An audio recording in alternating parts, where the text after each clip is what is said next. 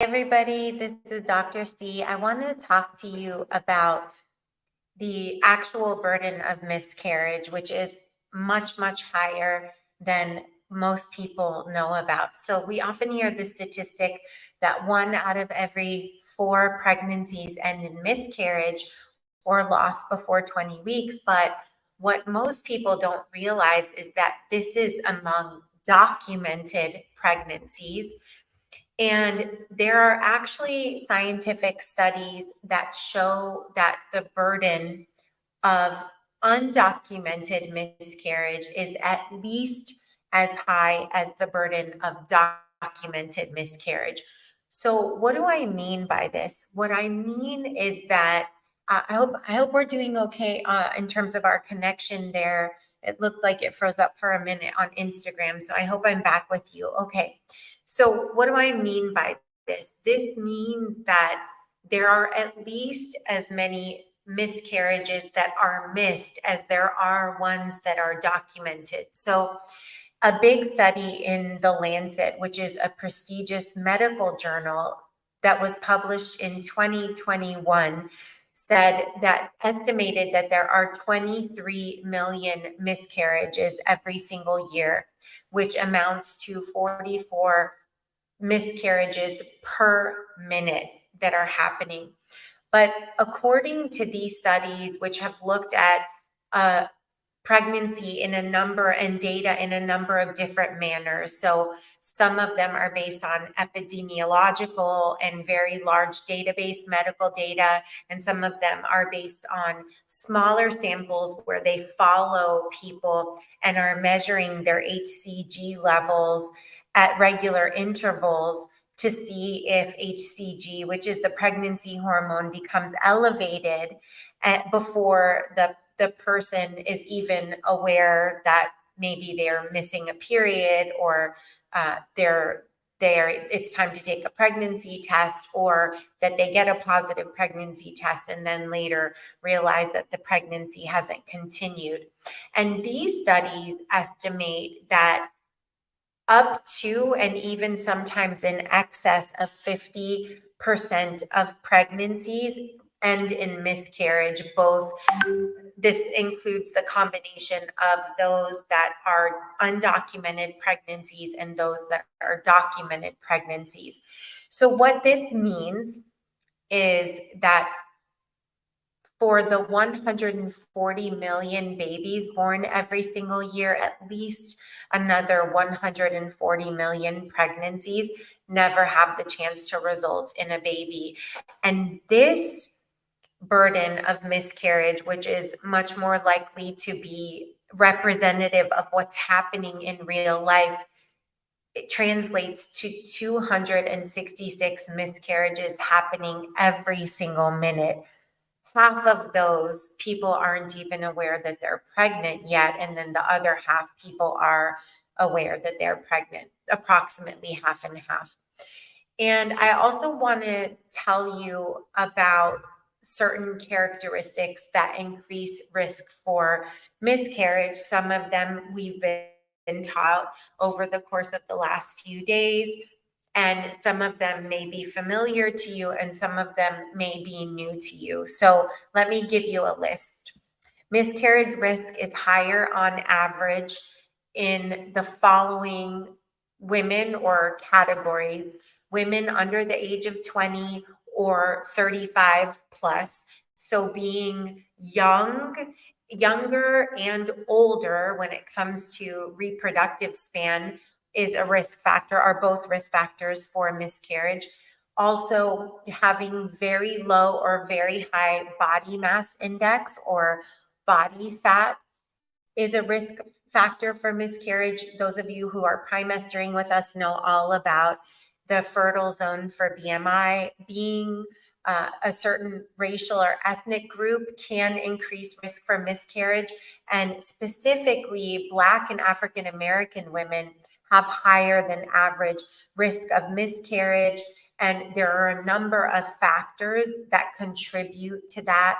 And this is part of the bigger picture of health disparities and a number of other factors that are at play here. Women who have had a previous miscarriage are at higher risk for having a subsequent miscarriage. Women who smoke cigarettes or marijuana are at higher risk for having miscarriage. Women who drink alcohol are at higher risk for having a miscarriage. This is all of these things I want to say also are not just limited to the mama. These things in the dadas also increase in most cases, if not all cases, also in, or the person providing sperm, dada or person providing sperm, I should say, also increase risk of miscarriage. Women with high stress, including certain professions like being a lawyer or a doctor, and also professions that have high physical stress associated with them and or that disrupt circadian rhythms. So doing night shifts as part of work can increase risk of miscarriage. Women whose bodies are strained by environmental and chemical stressors, such as exposure to air pollution and pesticides. This is one of the reasons why there is strong scientific support for eating organic, for example, because it can reduce exposure to pesticides.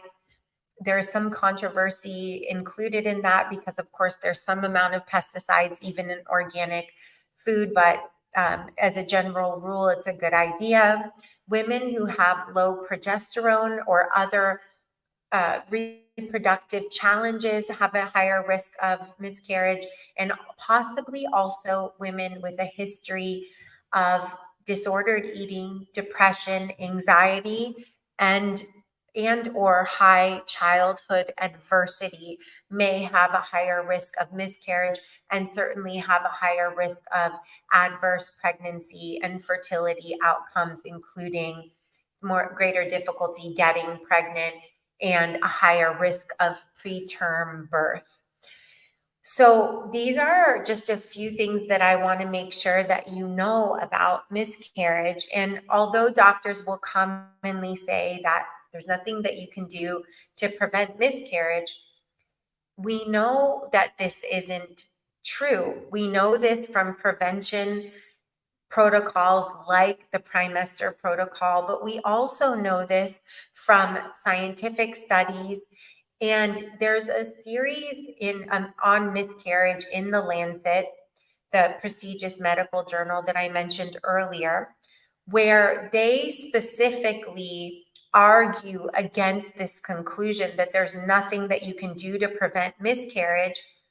And they recommend that miscarriage prevention care should be available, as well as care for healing and recovery post miscarriage, and that this prevention and healing care should include things like group support, online self-help strategies, and information on appropriate supplementation. So these are the exact kinds of strategies that we are going to be talking about in our miscarriage prevention and healing retreat, which is coming up in October. We're going to be hosting this 3-day gathering for women all over the world to join us from the comfort of their own homes. And that it's completely free to join. If you would like to join us, put me in the comments and we'll send you the link to join us for free for this 3-day retreat. And we are doing this retreat in honor of Pregnancy and Infant Loss Awareness Week, which is October 9th through the 15th. That's the week that we will be observing pregnancy and infant loss awareness.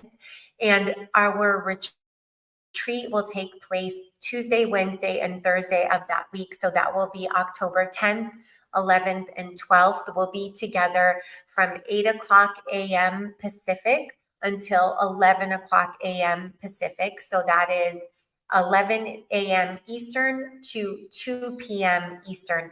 If you would like to join us at this retreat on miscarriage prevention and healing, please just put me in the comments and we'll send you a link to join us for free. All right, I will be back to see you again tomorrow to continue this really important discussion, sending you warmest wishes and sprinkling super baby dust in your direction. And I want you to know that if you have experienced miscarriage or other pregnancy loss, you are not alone. And I know that it can really feel like it completely steals the joy from the idea of being pregnant again or the experience of being pregnant again. But it is absolutely very possible to go on to have a healthy pregnancy and a healthy baby after miscarriage. And that's what we're going to be focusing on in our 3-day retreat. So I'll see you there. And thank you so much. Thank you so much, Mama. I see you. I see you, mamas. Thank you so much. You're so welcome. It's really important that we have these conversations, because here's the thing. Miscarriage, there's a study that came out recently that concluded that miscarriage is the predominant outcome of conception. And if that sentence sounds a little bit confusing to you, essentially what the conclusion is that miscarriage is more common than going on to have a healthy baby in the average pregnancy and the average population.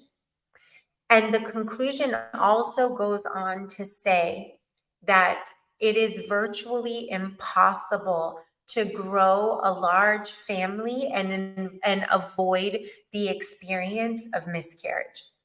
And the reason why I'm sharing that is not because I want you to be afraid, because there are many exceptions to that rule.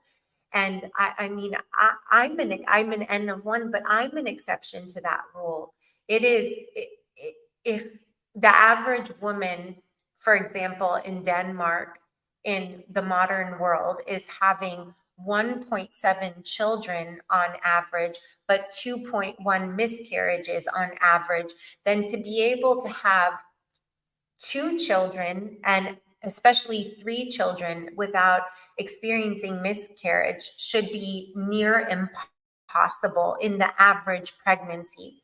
And so for somebody to have 3 children and to have not experienced miscarriage and to have gotten pregnant on the first try with each of them and stayed pregnant, when the odds of getting pregnant in one cycle at the age of 35, 37, and 40 is as low as 5% and maybe even lower, shows you that it is very possible to not have the experience that is happening on average on the whole. However, it's also important for us to talk about this because there's so much shame and silence around miscarriage that it makes it feel like it rarely happens.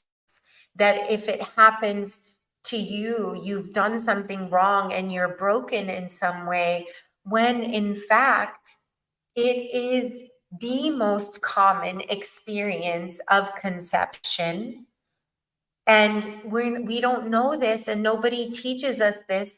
So we aren't talking about it. And then we feel like when that happens, that there's something very wrong with our body and with our experience. So I want to share this information, number one, because I want you to know that miscarriage is a normative part of the reproductive experience. And yet there is so much that you can do to help confer protection for you and for your future pregnancies. And I think that's why it's so critical for us to be talking about this. So I'll be back tomorrow. We're going to keep talking. I wanted to give you these updated numbers based on these updated analyses that I've been doing to include the results of different studies, because when we do this, we see that the truth of miscarriage is much, much, much greater than what we are told every day. And it's really important that we understand that, but that we also have the power to put protections in place, especially before conception occurs in the trimester, to protect against miscarriage. It's harder to prevent miscarriage once it's already begun, and it's harder to prevent miscarriage once pregnancy has already begun in many cases.